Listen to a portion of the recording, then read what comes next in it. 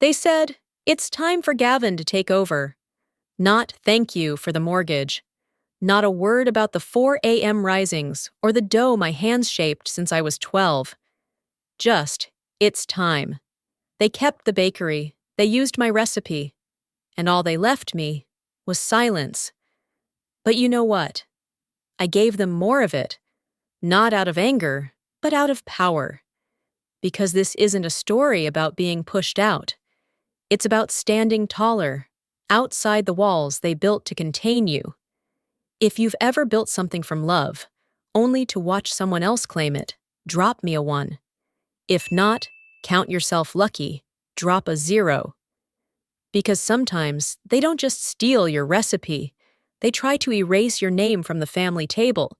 But the thing is, names like bread rise again. I used to think the smell of fresh bread meant love. Now, it just smells like memory. The bakery always woke up before the town did. At 5:15 a.m., it was just me, the low hum of the ovens, and the soft jazz coming through the old AM radio that sat wedged between 2 flour bins. I tied my apron in the same knot I'd used since I was 15 and dusted the counter with flour. The molasses loaf came first. Always. It took the longest and reminded me most of my mother. I measured the dark syrup with the worn-handled spoon she once called the secret weapon. Through the front windows, snow gathered along the brick ledge, soft and steady. The street lamps outside still glowed golden, casting blurred halos on the sidewalk. Belle Haven hadn't changed much. The people aged, sure, and a few storefronts got trendier signs, but the rhythm stayed. You could set your clock by the bakery bell, the smell of cinnamon rolls, and the clink of coins from Mr. Clive's exact change tip jar. The bell over the front door chimed at 6:02 a.m., and in walked Gavin, latte in one hand, laptop in the other, coat still half-zipped. He didn't head toward the prep table or ask what needed doing. Instead, he dropped his bag next to the mixer and opened his computer. "We should talk branding," he said, swiping through a series of bold slides on the screen. "New look, sleeker vibe, something that'll catch attention online. Maybe an Instagram story series, like Behind the Loaf." I didn't respond. The dough in my hands was still soft, not quite ready to shape. He continued, undeterred. "We're stuck in a nostalgia trap, Mur. People want curated, not cozy. What if we rename the molasses Loaf Midnight Maple, or something artisanal like that?"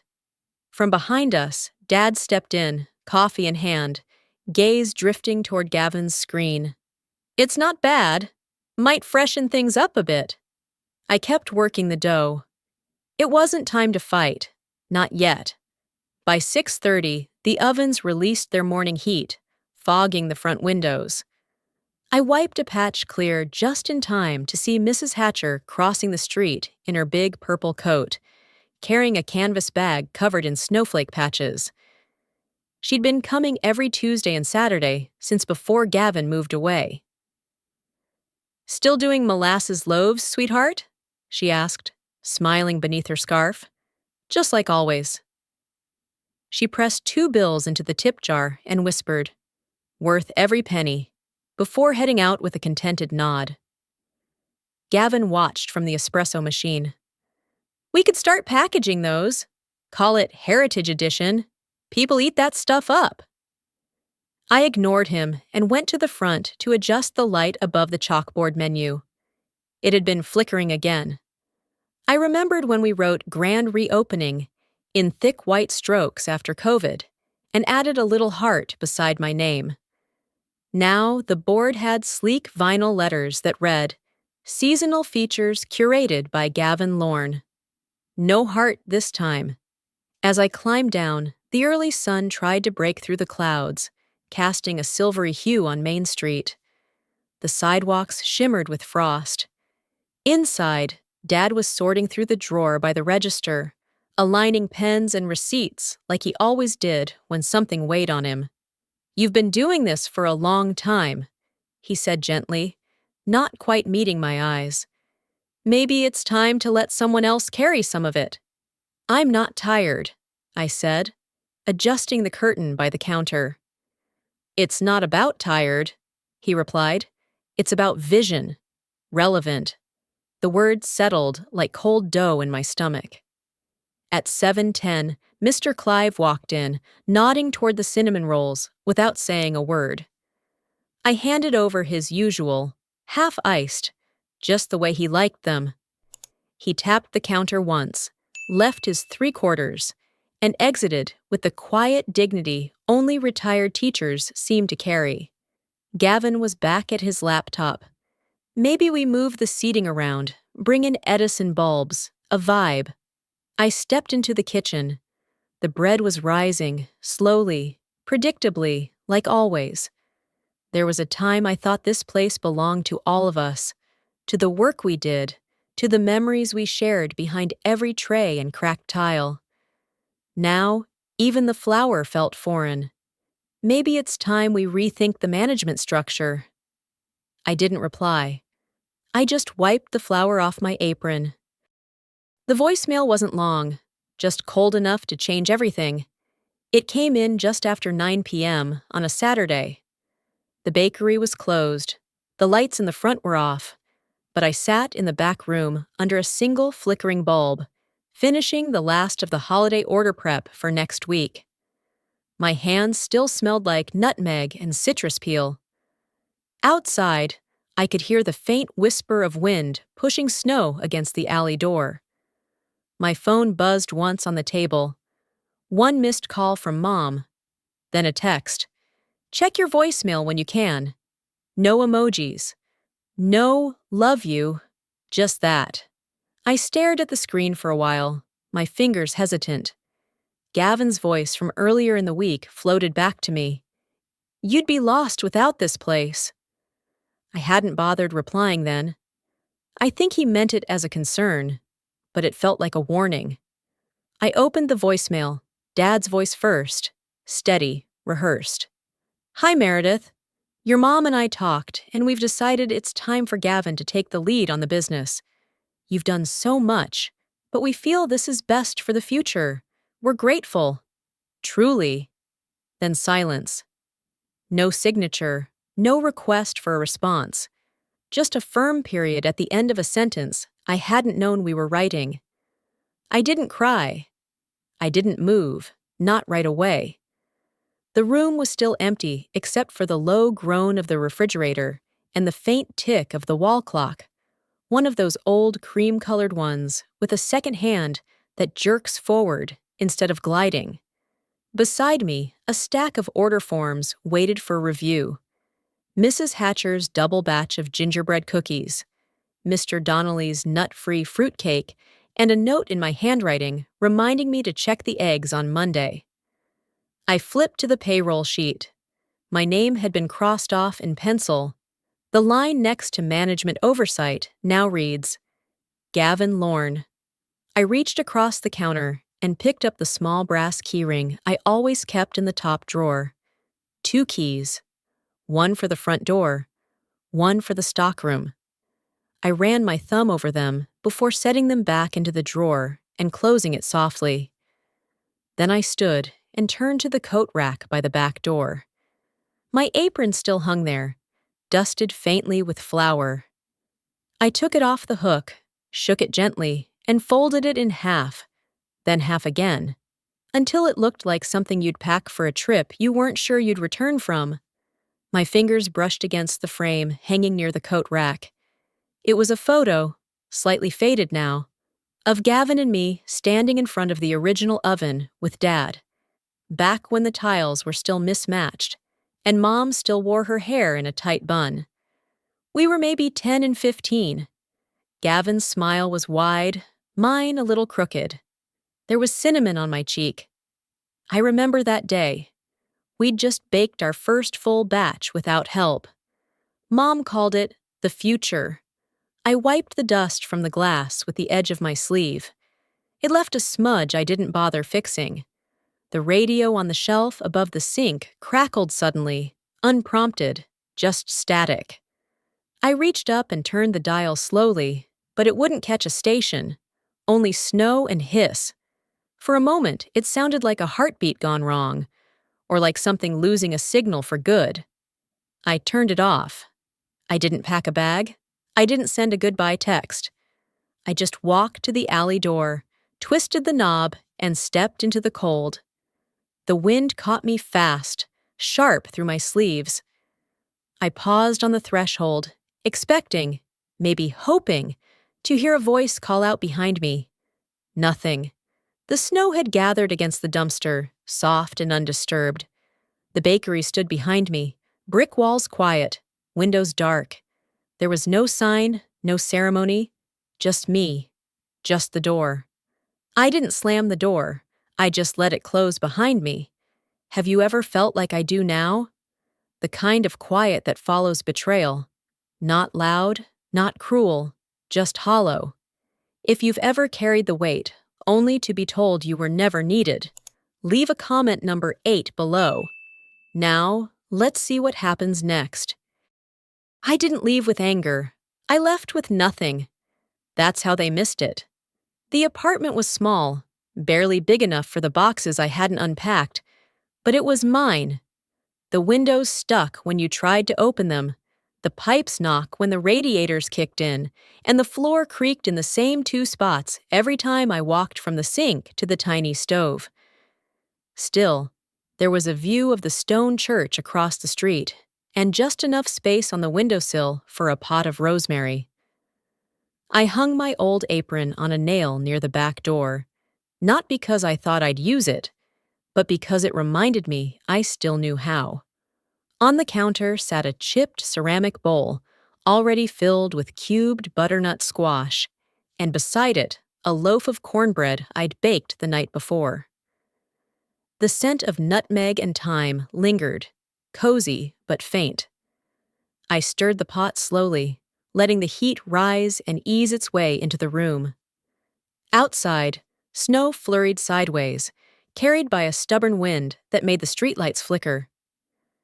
Across the way, a man in a heavy coat shuffled toward the bodega, scarf wrapped twice around his neck. I recognized him from the mailbox earlier. Apartment 2B. Nameplate read Lyle N. Donahue. At exactly 4 o'clock, a knock came. Not loud, not urgent.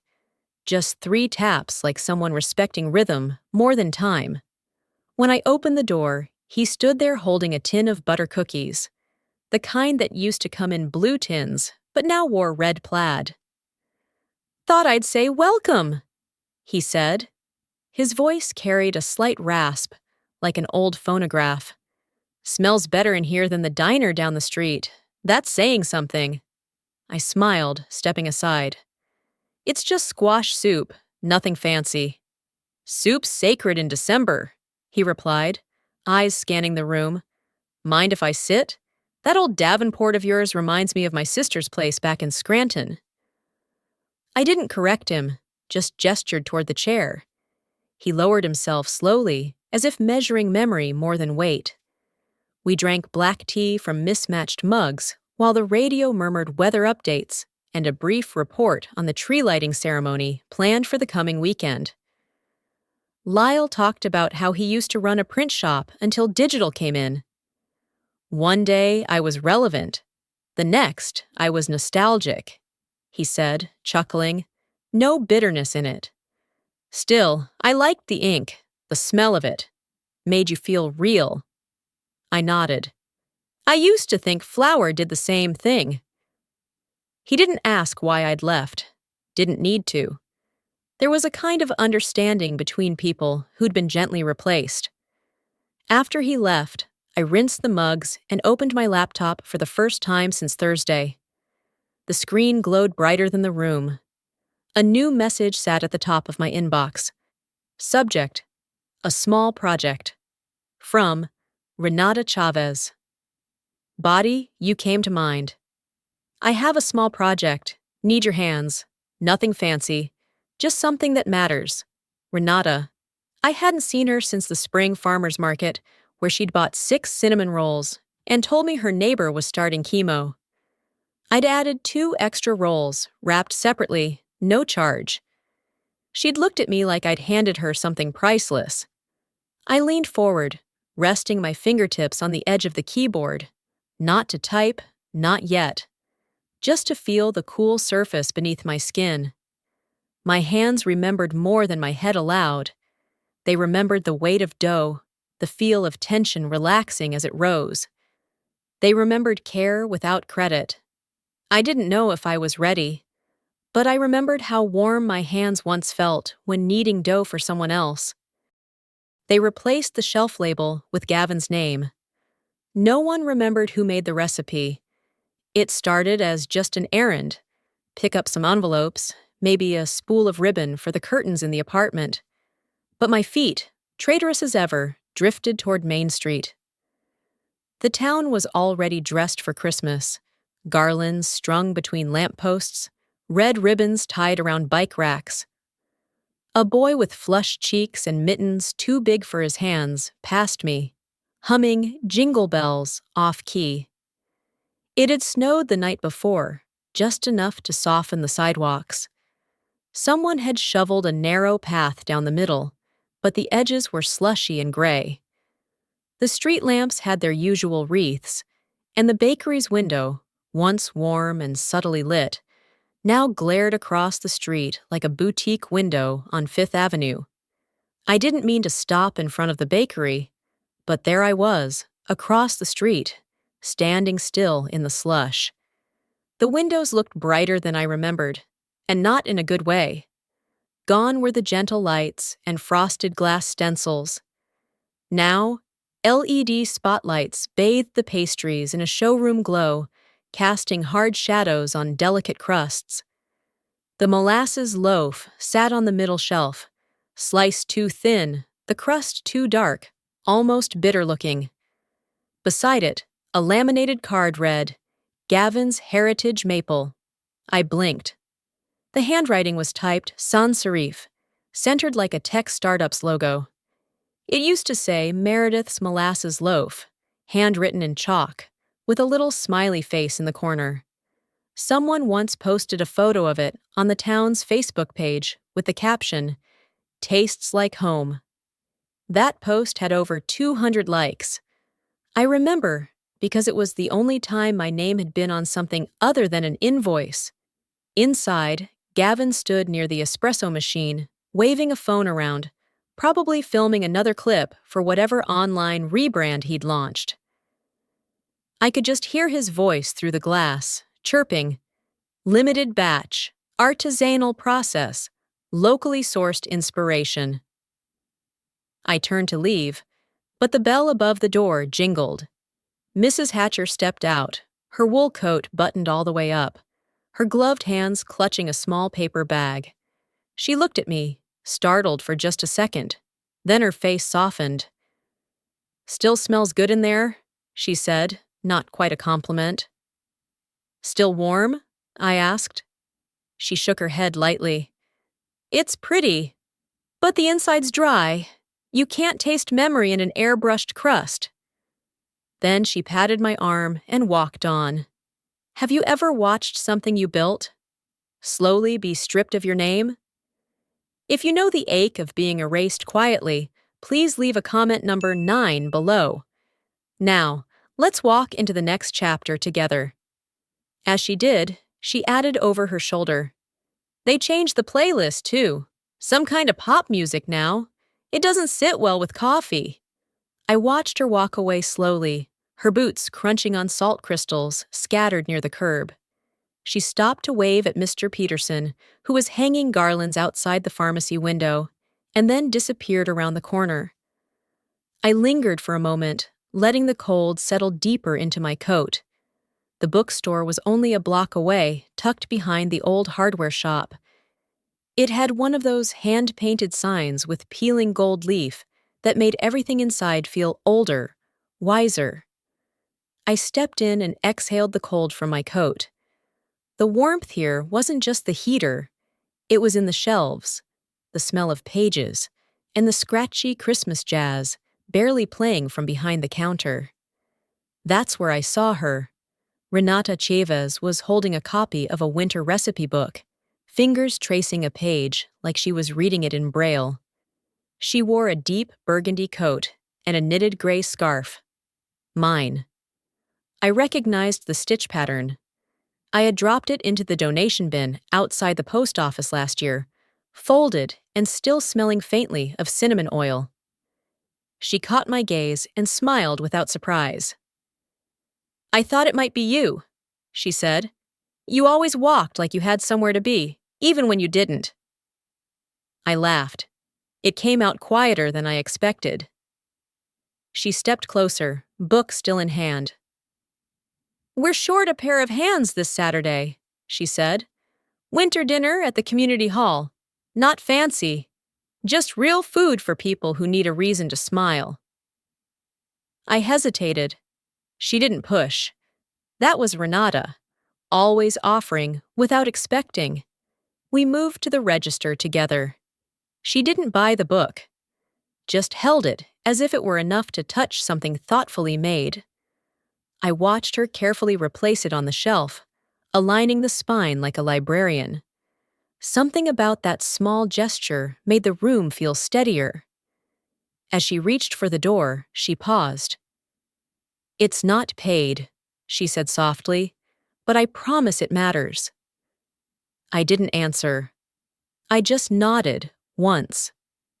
And that was enough. The kitchen wasn't mine, but the rhythm in my hands was. I stepped into the Bellhaven Community Kitchen just before 4.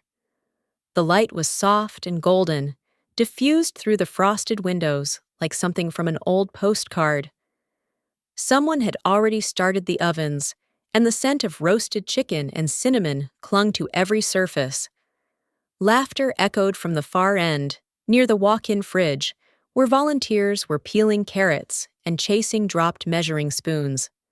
Renata greeted me with a nod and a warm mug of spiced cider. She didn't say much, just pointed toward the prep table and offered a quiet, "Gloves are optional.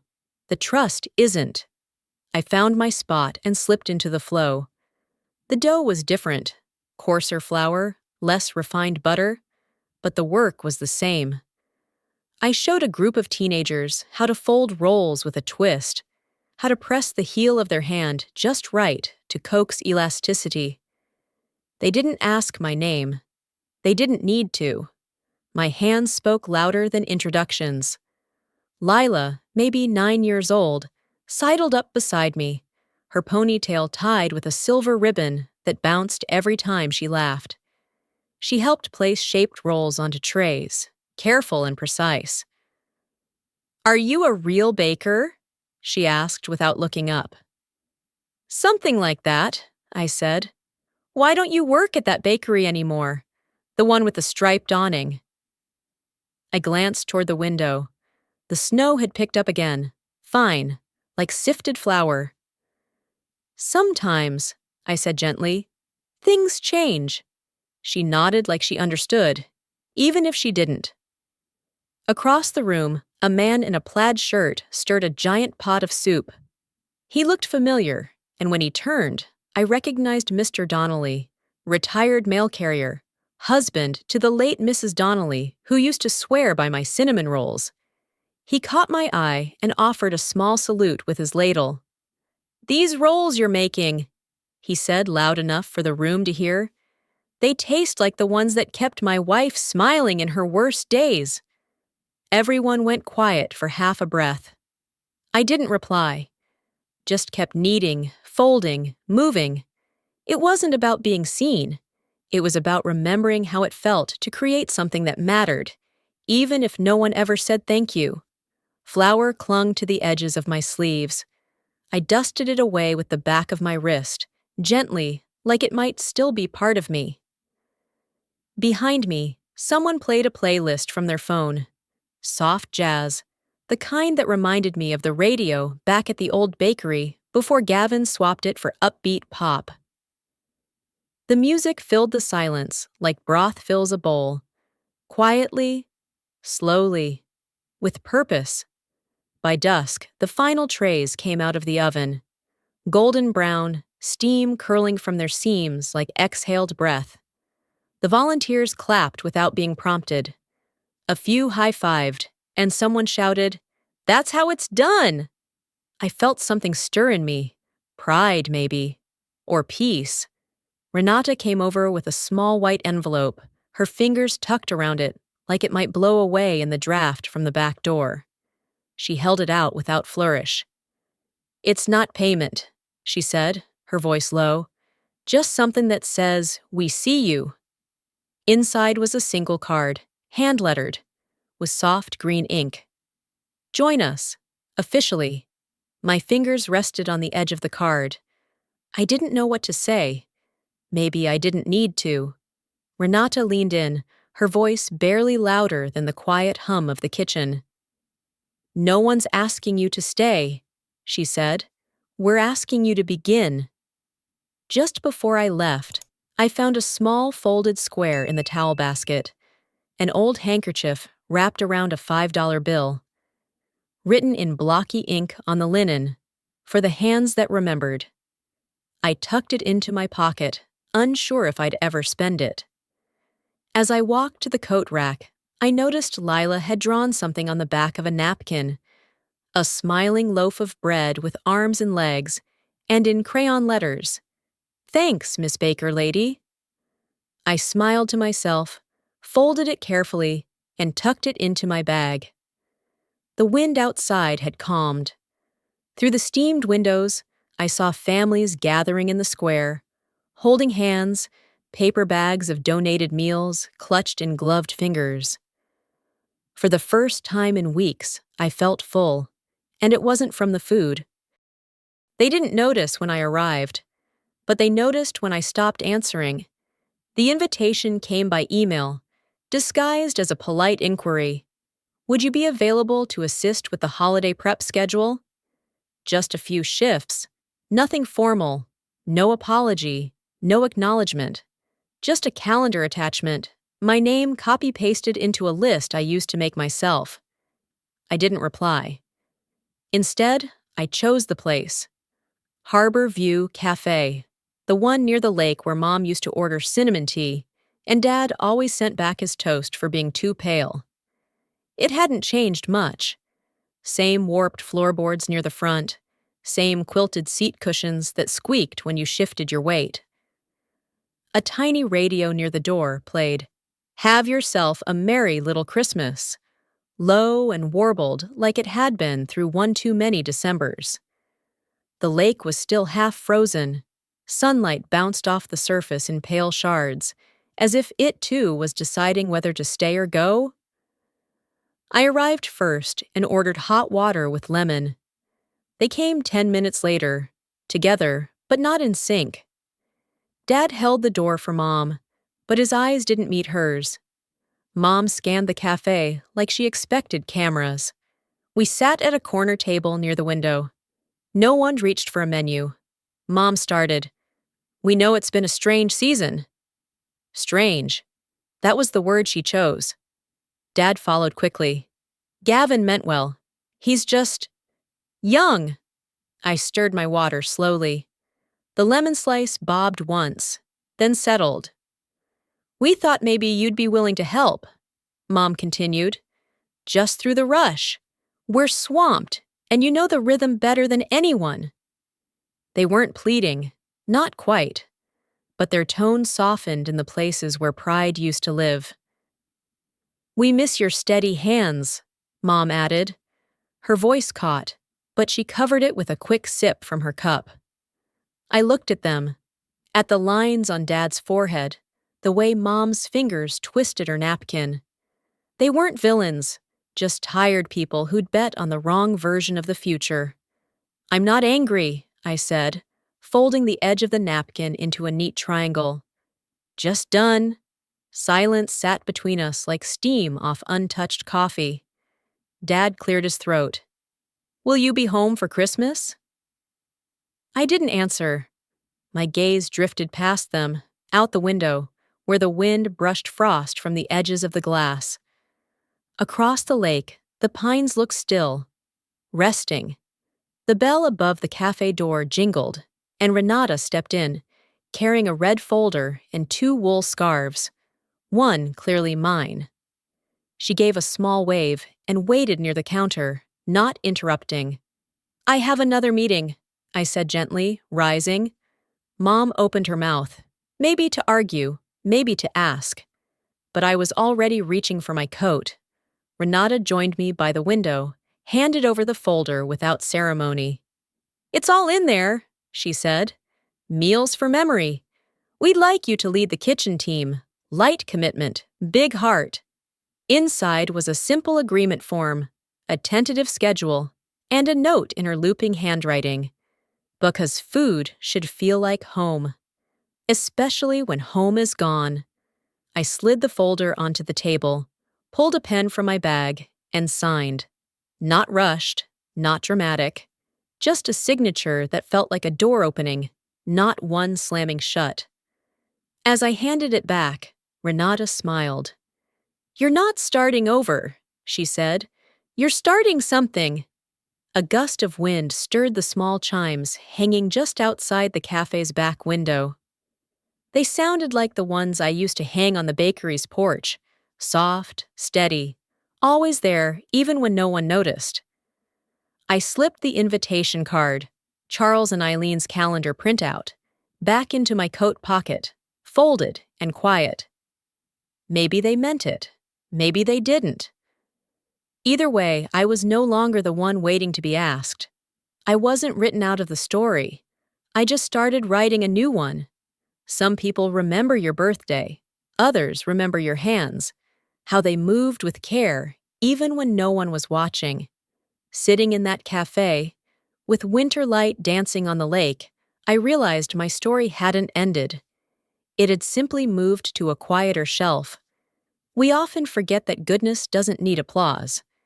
It lingers in the choices we make when no one's keeping score, in the warmth we offer not to impress, but to nourish.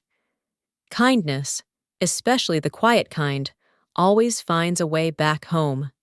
Like a pie cooling on a neighbor's windowsill, real generosity speaks in silence and is shared one slice at a time.